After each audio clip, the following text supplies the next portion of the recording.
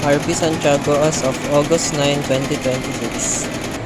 Based po sa DMA kanina, hindi po natapos ay yung kay SK Kabulay Electric, kay Quirino Electric Cooperative, Aaron de la Paz at Magdalena Bautista po.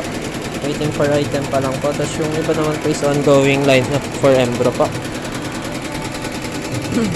Day off for tomorrow, Ma'am Shane po. Nakipag-change day off daw po siya kay Ma'am Sai.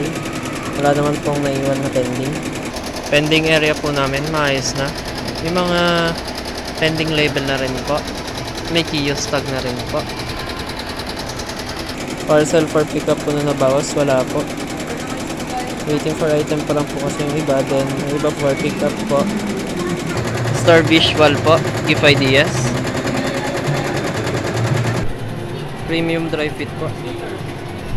Sublimation po. Bestseller po. Two-tone black body po. Bomber jacket po. DSR printed at 8 PM. Cash count variants po namin yung QR BPI po ni customer. Issued receipt po namin ngayon, may tatlo po. Ito po. Unapproved expenses po, meron po isa. Consumable use item po namin yun. Napag-consume naman na po kami. Key holder for tomorrow, Ma'am Say at Surgeon po.